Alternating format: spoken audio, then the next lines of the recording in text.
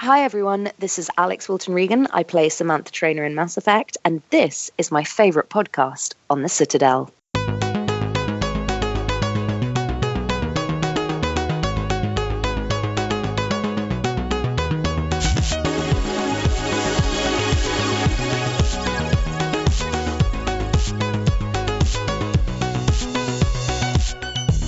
Welcome to Andromenerds, the #1 Mass Effect podcast on the internet.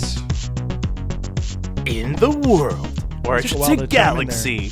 Galaxy. I totally messed this up this time. In the local cluster. My name is Minius of Minius GC, and with me are my co-hosts, Tucker from Mass Effect Follower. Hello, everyone. The one and only BioFan. What's up? How's it going? And later is Alix Wilton Regan. How about that? Oh, man. That would have been awesome.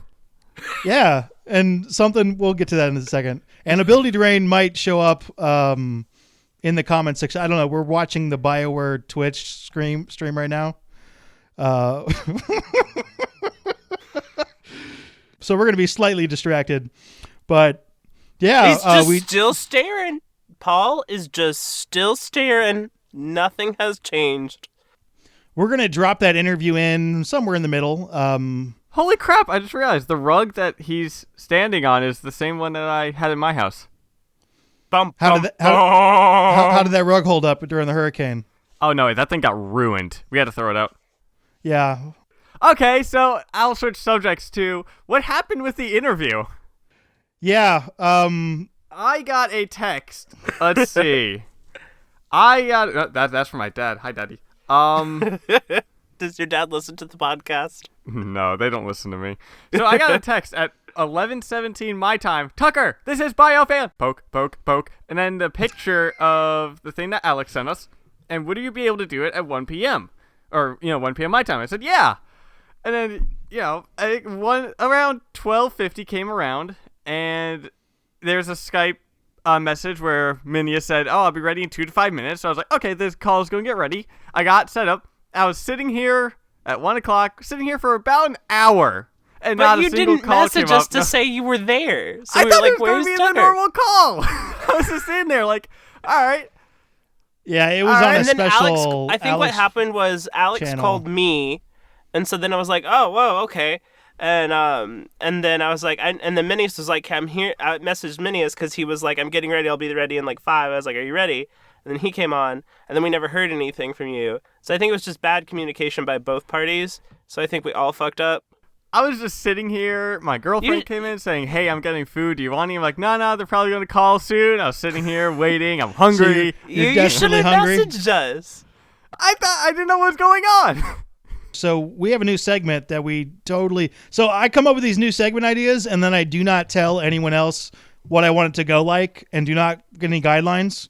So we put out a Twitter poll.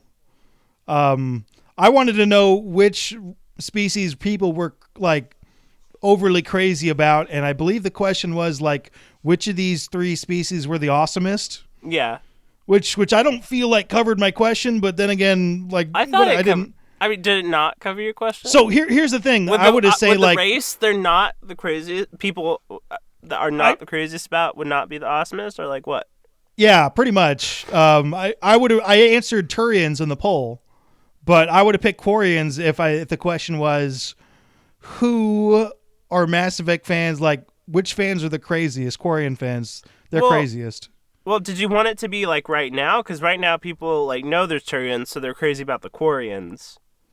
I don't know. I think in the future we'll make this work better. But like, if you want like overall, which race are they most excited about in general? Like, what's their favorite race out of the 3? Then like, the one issue we got to be really careful about the wording of our questions here, because everyone's like, hey, my race isn't on there, and I was like, yeah, it's not. Yeah, it was like I should have probably put something like out of these 3 races or something. But. Yeah, but anyway, in the future question. So here's the question I want next week, and this is very simple. Mm-hmm. Who would win in a fight, a Volus or a Hanar? Oh, okay. You guys did the poll with the Quarians and the Turians? Yeah, I have the results. Do you want me to read them? Did you throw in the Elcor? Yeah, put the in the Elcor. The Elcor, by the way, I think that's part of what confused the whole thing. Yeah. So, yeah, like people were like, huh? And it didn't match up. So I confused Do you want me people. to read the results to you? I have yeah, them right in read front the of me. results. Okay, so on the poll that we did on the Andromenerds Twitter, the Turians got 59%, the Quarians got 30%, and the Elcor got 11% out of 371 votes. Yeah, I think that may not have. And then on my tweet, out of 154 votes, we got Turians at 55%, Quarians at 32%, and the Elcor at 13%. Oh, you did separate polls, huh? Yeah, I was like... Okay. In the future, let's do one poll Just one on poll one poll on the Andromenerds thing, Okay. and then we'll all retweet it directly. Okay. So this week's question is, who would win in a fight, a Volus or a Hanar? I'm going to say throw Elcor in there, too. No Damn it. more Elcor. But that's a good question. So who wins in a fight, Volus or Elcor? Don't you mean Hanar? I do mean Hanar. Shit, you. I'm gonna go ahead. I'm a big fan of the Volus, but I think the Hanar would strangle that thing. Yeah. Well, I mean, the Hanar aren't violent, are they? Not that we've seen. Yeah, Yes. I mean, like, it also, like, we didn't specify whether or not this fight takes place underwater, which would be a clear victory for a Hanar. Or What if it's like an eating competition? Wow. Do Hanar have mouths? Oh, if they're like jellyfish, They then eat, yeah, like- they got one kind of where their Is rectum it like would supposedly be. underneath they're Oh, like it's drinking again. What? yeah, this is a terrible idea. Anyway, check out this Fantastic interview. idea. We brought on Alix Wilton Regan, who voices Samantha Trainor. In Mass Effect 3. Woo! Hey everyone, BioFan and Minius here with the voice of Samantha Trainor in Mass Effect 3, Alix Wilton Regan. Hi everyone, it's Alix Wilton Regan. Let's go ahead and move into the questions. What was your favorite part of voicing Samantha Trainor in Mass Effect 3? So I think my favourite part was I loved that she was a Londoner, like a properly opinionated, very clever Londoner, because obviously I'm a Londoner, and equally as clever, I hasten to add, and competent and as capable of her as her, surely not. No, I love that she was a Londoner. I thought she was really cool, she's really clever. And also I loved that she was a lesbian, actually, and I thought that was a really bold choice from BioWare to have her be only available, romantically speaking, for the female ship. I thought that was really cool. You know, I liked that as a sort of as a statement on behalf of such a big, powerful company like BioWare, and I felt very privileged that I was able to play that for them, basically. But in terms of her personality, I think her cool, calm, collected Londonness with this kind of lovely emotional streak underneath was, yeah, she's wicked. She's really wicked. Cool. What do you do to prepare for a role like that?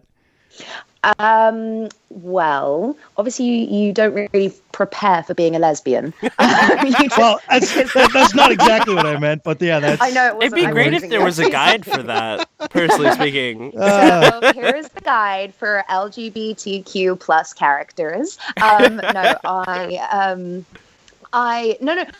but I think it is a really good question. I'll tell you why. Because the point about her being gay is obviously it's innate to her character, but it doesn't change her personality. Does that make sense? Yeah. So she's cool, calm, she's collected, she's really intelligent, she's really bright. She just happens to like women. Yeah, like it's not her defining characteristic. She's a person first. Exactly, and that's exactly, she's a person first, and then I just think it was this kind of bold choice on the producers and the writers' behalf to have her be romantically involved with FemShep. But so in terms of what I do to prepare for that, I remember just researching her accent a little bit, because they really wanted her to sound like London, sort of not too posh, so a bit like I'm kind of talking now, where you just drop the ends of your words a little bit and, you know, just make it all sound a bit more casual and sort of relaxed and questioning, as opposed to being as assertive in this sort of what's called an RP accent. Does that make sense? So I think it was really looking at the accent was the preparation that I did for that role in particular. Do you have a favorite line of Trainors? Favorite line? I tell you what. So I remember recording, I mean, this is going back a few years now, but I remember recording the ending of the game when she's saying goodbye to Femshep, if you're romantically involved with Femshep.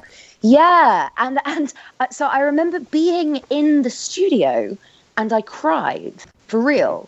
And I remember thinking, oh my God, like voice acting is way deeper than I ever imagined before now. Because it was kind of like, it was definitely at the time, it was the biggest role that I'd done to date. I hadn't done anything as emotional as that in a character before. And I remember crying in the booth and thinking, why am I crying? This is ridiculous. You know, I'm talking to a machine with someone, you know, down the other end of the line guiding me and directing me. But it was really emotional. And I remember kind of being struck by the weight of voice acting at that point and how personal it could be. So I wouldn't say there was a favorite line, but I would definitely say there was a favorite moment and section of lines. And that day in particular in the booth, I remember being quite, you know, teary and emotional. I would say that was probably one of my favorite days to record, for sure. Awesome. Femshep and Trainor barely ever get off the ship to go on a date or anything together. So true, right? Yeah. What do you think, if they did get the chance to, like, properly leave the ship, go wherever they wanted, what do you think Trainor's ideal date would be? Such a good question. Okay, I tell you where I would take her if I was still in charge of Trainor at this point. I would take her to one of those like parks that you see in New York where the old men sit and play chess, timed chess against each other, you know, in the park, and they like hit the buttons back and forth, and like everyone's really clever and really good at chess. Yeah. I reckon a stroll through. I think they do that in Central Park. Am I right? Have I made that up, guys? I'm not from New York, but that sounds right to me. Central Park is huge. So I've explored Central Park, but not really. Yeah, I'm sure probably somewhere in there. Yeah. So we could legitimately hypothesize that somewhere in Central Park there's an area of chess playing going on, right? Sure, we could do let's that. do it. So I think we take them to New York, and I think Sam and Shep go on a date, on a walking date through the park, and then they join in for a couple of games of chess.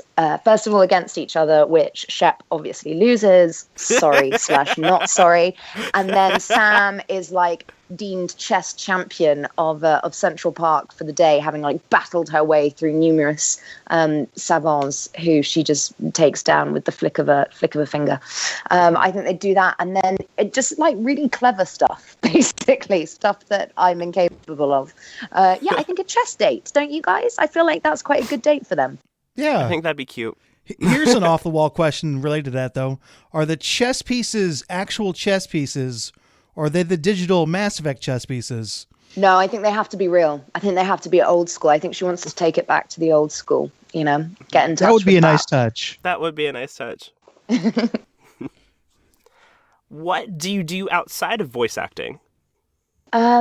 Outside of voice acting, well, obviously I'm an actress, first and foremost, which is how I got into voice acting, insofar as that's kind of what I'm an actress. That's what I started doing. And then I got very lucky that I got cast in all these voice acting jobs. And now I do both of them sort of equally, I would say, in terms of straight acting and then voice acting.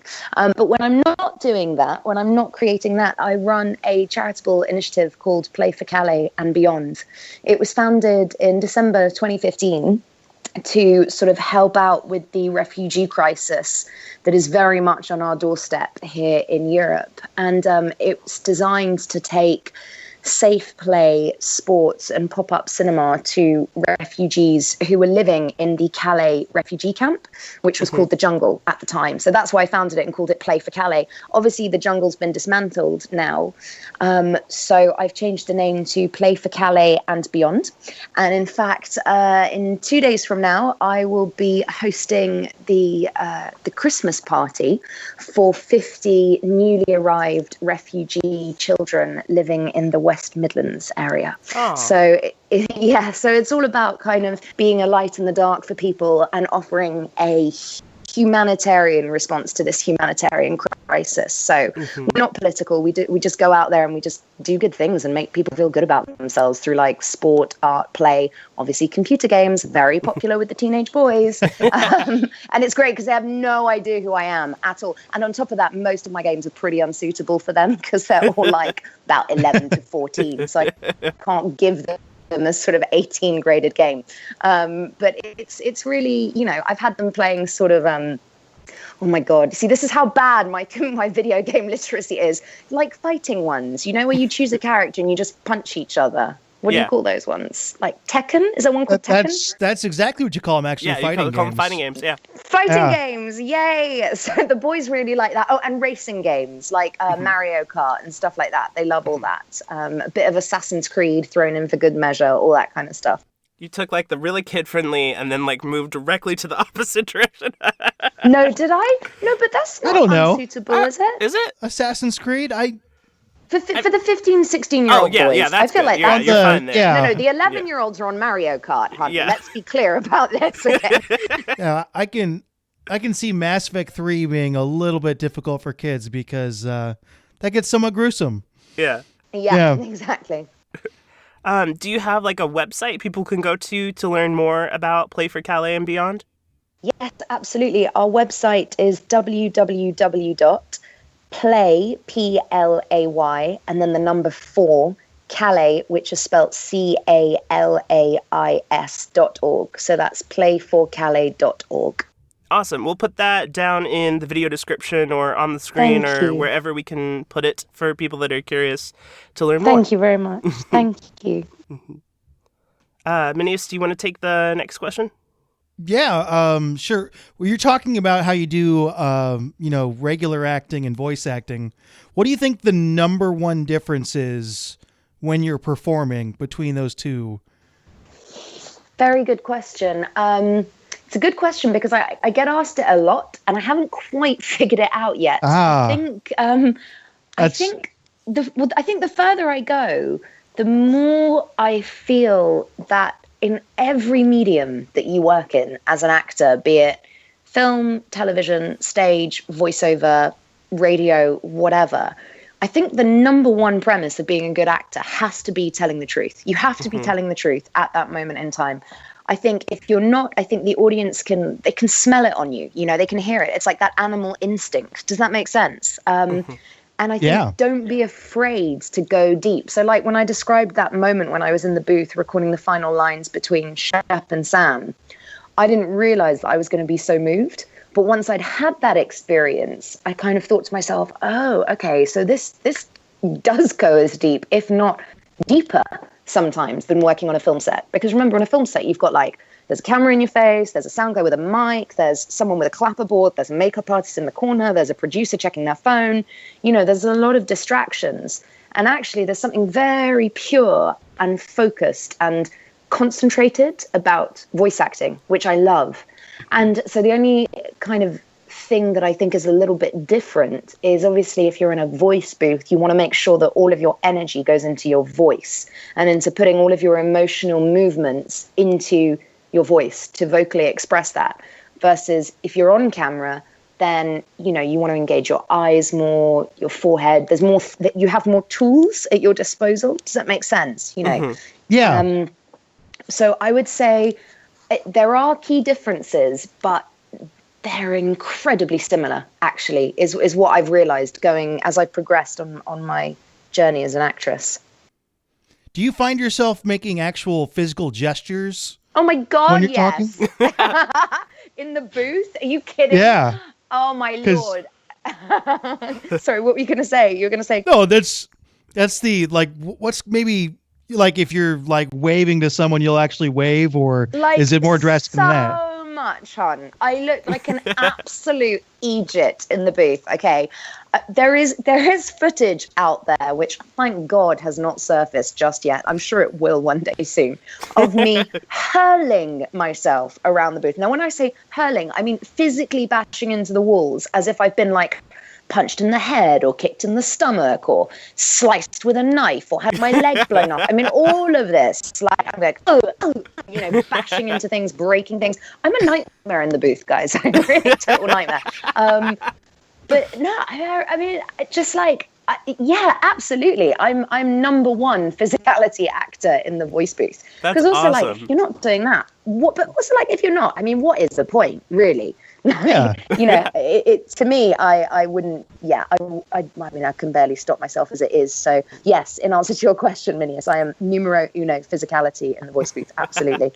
Yeah, I would assume that would help a lot, really, Yeah, for the performance. very much. Just get all the way into it. Yeah, I Yes, always have to very, do very hand much. gestures whenever I record and I'm doing like Yeah. simple news reporting. I have to do the hand gestures. Guys, I'm doing them now. Okay, I've got like this flow chart in front of me. If you could see it, it's really impressive.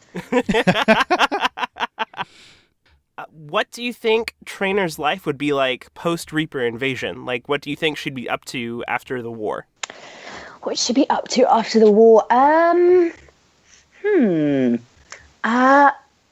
I think wherever she would be, she would have that house with that nice little garden, Oh. the white picket fence that she wanted.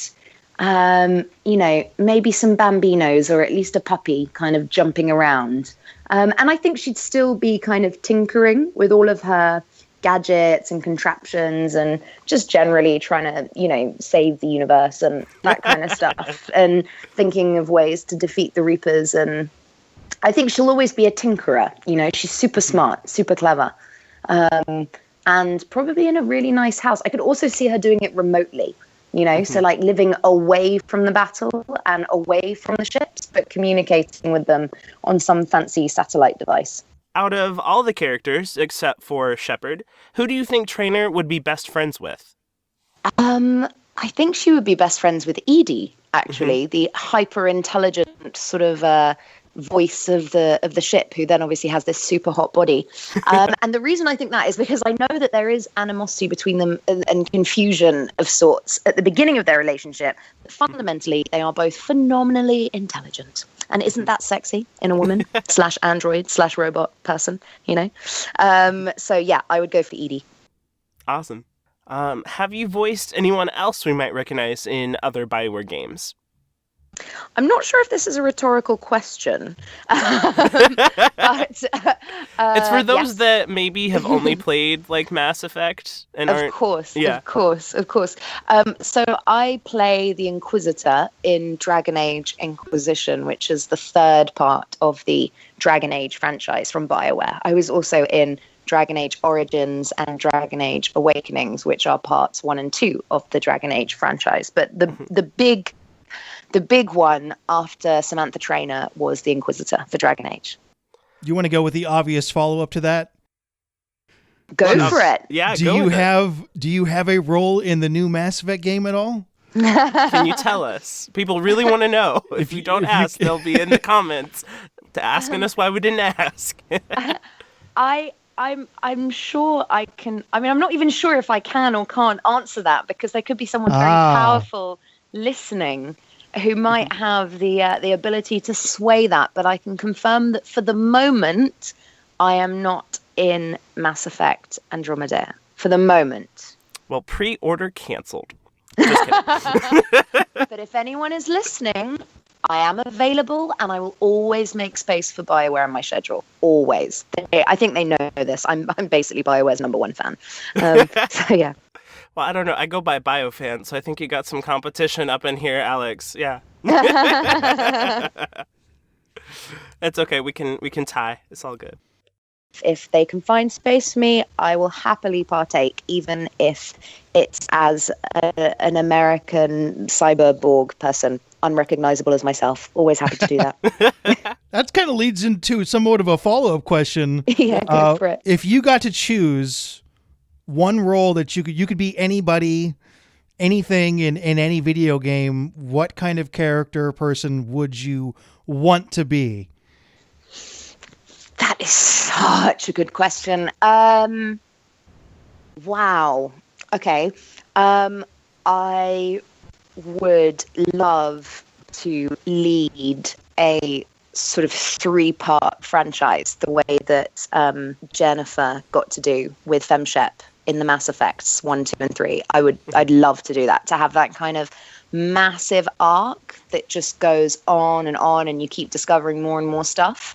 And you're not the damsel in distress. You're a fighter equally as weighted as the rest of the guys out there. I think that's kind of got to be the ultimate, hasn't it? That's the dream, is to get like a sort of 3 in a row, a 3-parter, something like that, with the intelligence and the insight and the integrity behind it of a company such as BioWare. And I'm not just saying that to be nice because I've worked for them in the past. I'm saying that because actually I think if you're going to do a big character like, for example, FemShep or any of these big characters out there that go on for several games, or even if you just lead one game like I had the privilege of doing with Dragon Age, it's so important that you're working for a company that is not basically just a group of assholes. You really want to like the people that you're working for that long. So yeah. Randomly pulling out the American accent. I like it. Sorry, I don't know why I do that. I'm just like, yeah. It's all good. Oh, this is a fun one. So we know Traynor has the top of the line toothbrush, but the question is, what kind of toothpaste do you think she uses? Brilliant. What kind of toothpaste does she use? Okay, so I'm going to go for... I reckon she's either one of these people who falls into the uber, organic, pure, environmentally friendly toothpaste that tastes like cat food, one of those really, really gross ones that's probably really good for you. She's either going to go that way, or she's going to go uber toxic and just really effective and get the whitest of the whitest whitening toothpaste out there. Does that make sense? She's not going to be a halfway house. She's going to be somewhere between those two extremes of illegal dental fluoride toothpaste and then something like really just natural and pure, basically just made of peppermint leaves, I would guess. That's awesome. I expect toothpaste technology to take off. Yeah, I expect. I think that's a much better answer than I would have come up with. That's what I think. One of those two. I could see it being. She'd be really extreme, don't you think, for her teeth, because she loves her teeth and her toothbrush. I feel like she'd go either way. Okay, so we have a segment where we answer messages that we get. Brilliant. I love this. And we use a quote from the game. Unfortunately, we don't use Trainor's quote because I can't get a good audio sample of it. So can you say something along the lines of... messages at your private terminal, Commander? Yeah, like that.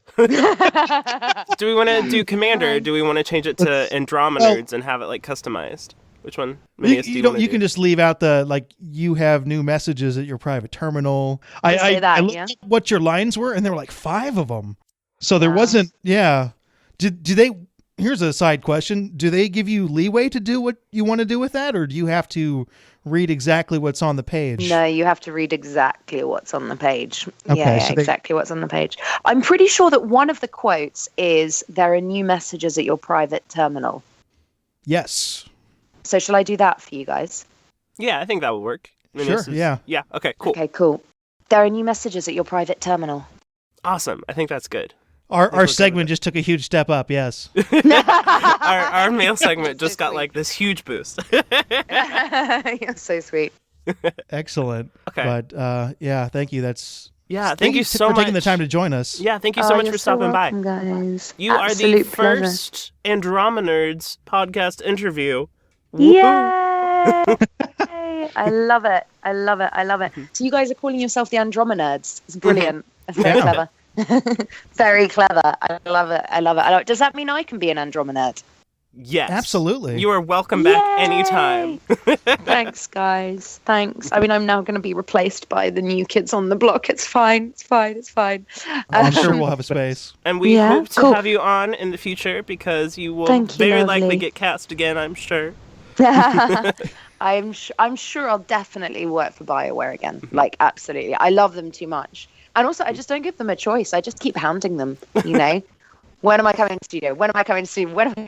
I know they like to bring back their favorites for things, so... Well, I adore them, so the feeling is entirely mutual. You know, I don't say that stuff just to be nice. I say it because actually I work for enough people, and when you meet people with integrity, you want to hang on to them. You know? Yeah. Whoa! What was that interview? That was an amazing interview, right, Tucker? I don't know. You literally said, "Here's the interview," and then 5 seconds later, you said that was a fantastic interview. I don't know what. I didn't hear anything. I dropped it in the middle. Oh, you did? Yeah. Oh. Minius, I'm so sorry. Don't worry about it. This is the most chaotic episode we've ever done. The coolest part about the interview is we got a new messages thing. So is there anything I should know? There are new messages at your private terminal. Hey, Samantha Trainor, what's up? Did you guys ask my questions? Which question was yours? Oh, okay. Did you put it in the doc? We asked everything in the doc. It was, what do you think about Kelly Chambers? No, that wasn't we didn't in the get to that doc. one. You didn't ask that? What? It wasn't in the doc. It wasn't in the doc. Where was the doc? Well, she sort of kind of voiced her thoughts on Kelly in a way. So in a way, yes. The answer is no. The answer is she thinks she's better than Kelly. Okay, thank you. That's what I was hoping. Okay. I wanted her to be like, oh yeah, like, you know, like she's good and everything, but step away from my shepherd. Minius, though, like, okay, who would whole win in a thing- fight, Kelly Chambers or Samantha Trainor? Oh, I'd totally vote Samantha Trainor. She would bring in the toothbrush and things would get Yeah. cracked. Oh, that would be brutal. Guys, Oh. he's changing records. I think he's getting rid of the.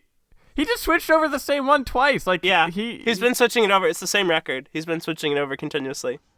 All right, so so you guys really need to email us because you guys are sent us some theories, but we're also looking for questions. We need to promote. Well, we need to promote these things, but if it's a theory, we can like thumbs up or thumbs down it. Yeah, It's also like a 5-paragraph theory that I don't want to read it out. That's understandable. So do we have a question? Yeah, we got a few. I got 2 old ones. non-super long emails are very preferred, by the way. I got 2 old ones and then 2 new ones. So the old ones are from Shade Barrett.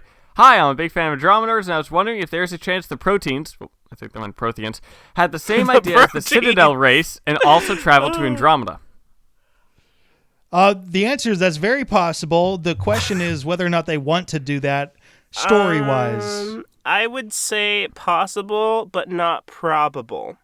It's just like, are the Reapers in Andromeda? Sure, they could be in Andromeda, but they probably shouldn't be because it would really mess up the story. I want So- a new story. I have an idea. Tucker has an idea. I love when scared. you have an idea, you don't even wait. You're just like, oh! Yeah, no, Light bulb! because you know how there's going to be books and comics and stuff that are focusing on Andromeda. What if there is one that takes place in the Prothean times, and is like maybe this can happen before Mass Effect Andromeda gets released, but it is before in the Prothean time, and they try to go to Andromeda, and they get wiped out by whatever the enemy is that we are going to go face. I think we should write this comic. That'd be awesome. We need to wait for the game to come out first before we completely ruin the timeline. But no, come on, ruin it now. But because Halo had something like that where they were the Wait, Halo? yes. Do you like Halo, Tucker? Wait, Tucker, you like Promethean. Halo? Since when? Yeah. What? Are you ready for their name? The Prometheans instead of the Protheans. The Prometheans. Which came first, Prometheus or Prometheans? Well, I think Halo had it first because they talked about the Prometheans then in someone the in Hollywood 2001. copied them.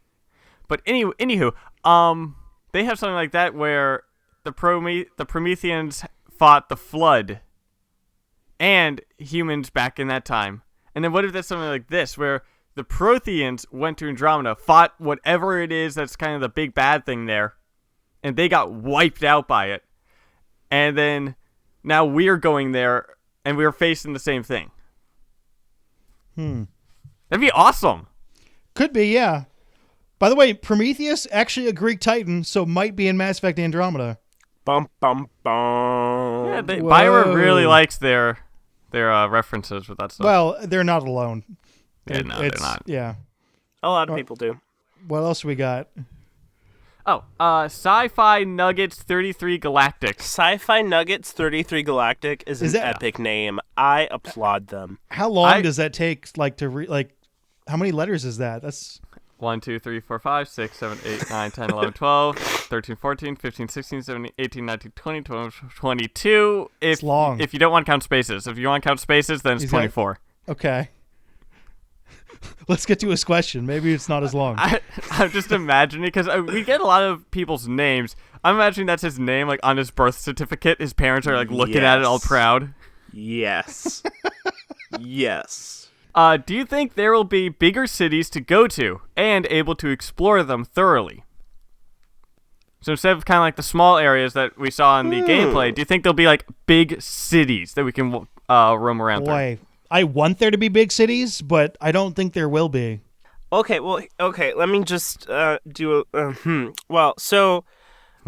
I know that in Dragon Age Inquisition, they focused a lot on, like, outside environments, not so much, like, urban. You had, like, the market in Val Royeaux, but you didn't really have big, like, city environments. So I'm thinking that looking at the previous Game of the Dead, not adding in the fact that there's a lot that they're carrying over from Inquisition, that may, just looking at, like, what they've done previously with Frostbite, they've done a lot of, like, outside environments. But we do have the Nexus, that's for sure, so that's, like, a big city thing. So I don't know. Well, so the story is focusing on finding a new home for humanity and the other races, I guess, too, whatnot. So I would think they'd probably focus on places that aren't already big cities.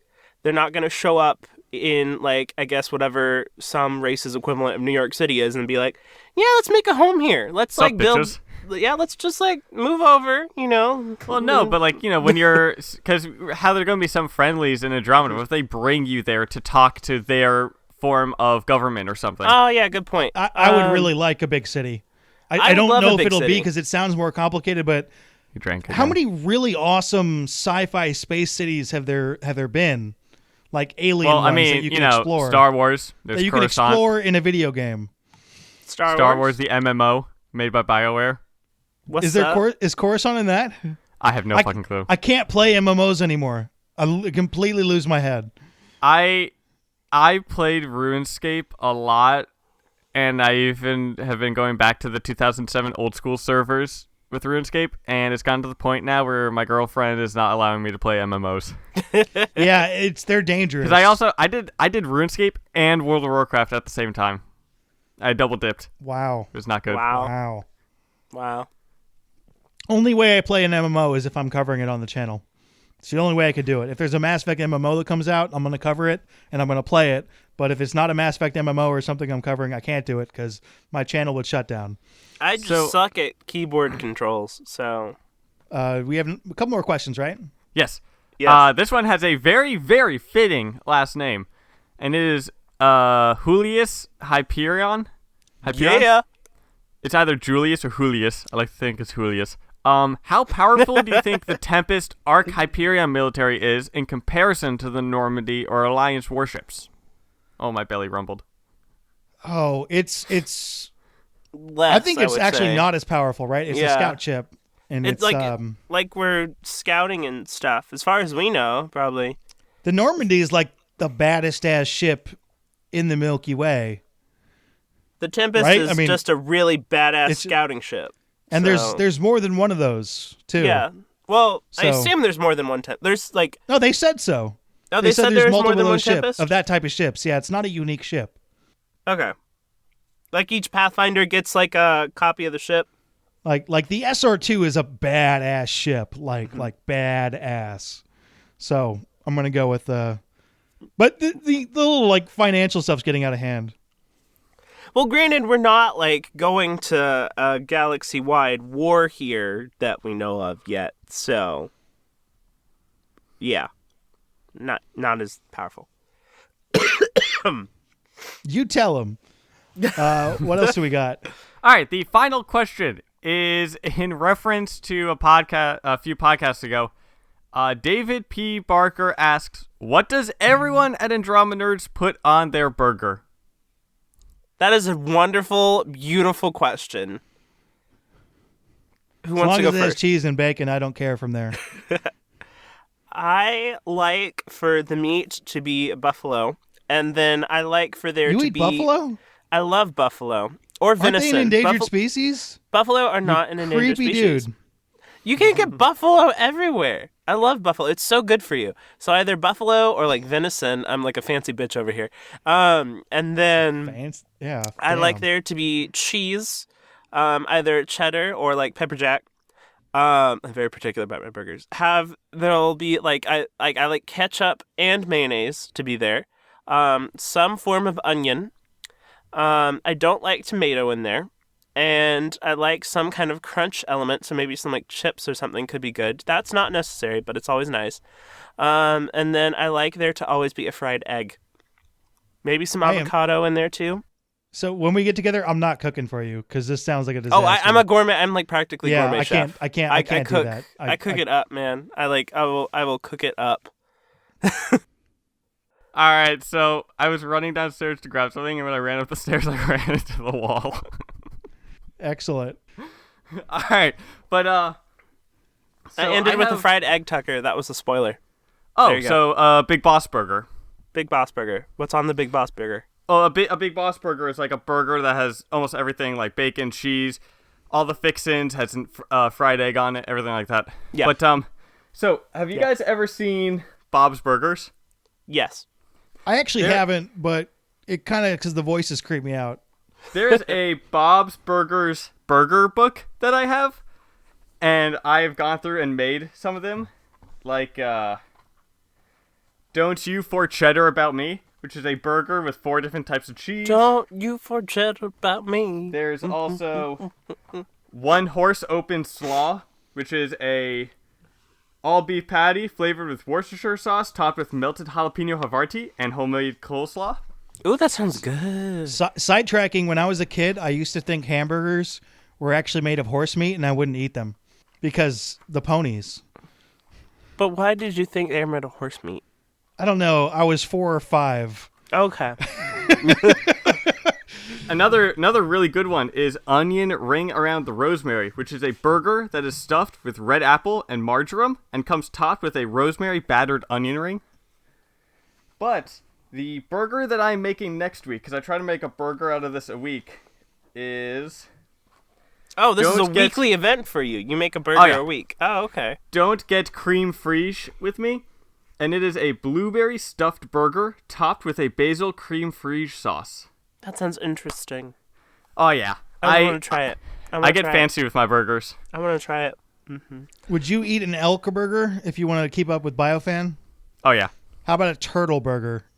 I've eaten alligator meat, shark meat. Alligator's really good. I've eaten bull testicles. Okay, I draw the line there. What's an animal that you would not eat? Like 10 out of 10 would not eat. Aside from I don't give a shit. Bull testicles. that's not an animal. That's a part of an animal. I mean, I wouldn't eat pufferfish because it's poisonous. Cat, maybe? Cat and dog. I wouldn't eat cat or dog. Yeah, those are the easy ones. What like a wild animal? Okay. This may sound weird, but I don't think there's a type of animal that I just go, no, I'm not eating that. Like a porcupine? I honestly can't. Sure, fuck it. I honestly can't think of one. I guess if you take the spikes off, it wouldn't be that bad. Is it? So it's just the meat, right? And it's not like. Well, I mean, like, are you getting the meat? Are you going to be like would you sauteing eat a varan? it? Or are you? What? Would you eat a varan? Sure. Yeah, sure. Aren't they delicious? They're They all supposed to eat be good, right? varan, yeah. My idea is like, fuck it. Why not give it a try? Yeah, I mean, like We are horrifying all the vegetarians and vegans, by the the way. vegetarians and vegans are just gonna uproar in the comments. If you like this podcast, don't forget to give us a like and subscribe to everyone's channel. Thank you all for watching. Every have time lots of you channels. like and share this video, a new baby Krogan is born on Tuchanka. Which is Does it tough survive? because the genophage is going on right now. So you should hit the Yeah. like button. Bring a want them to new go baby extinct? Krogan into this world. You're We a have to beg monster. for likes now. Just go with it. That's all the nerdiness we've got for today. If you have any questions for us, Mass Effect related or otherwise, feel free to email us at andromenerds@gmail.com, and your questions may be featured in an upcoming episode. Please do send us questions. Special thanks to Alix Wilton Regan for joining us. That was very, very cool. Along with our co-host, be sure to follow Andromenerds on Twitter. If you like this podcast and would like to see some more awesome videos, be sure to check out and subscribe to our respective channels.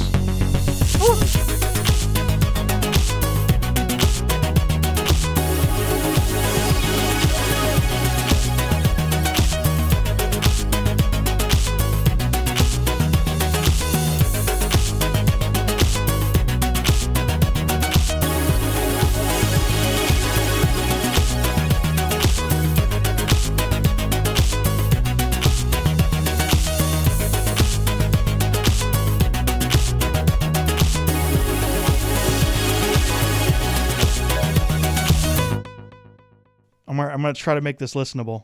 It's going to be very amusing. I am so sorry. We've been recording for like 50 minutes and we might have 20 minutes of stuff.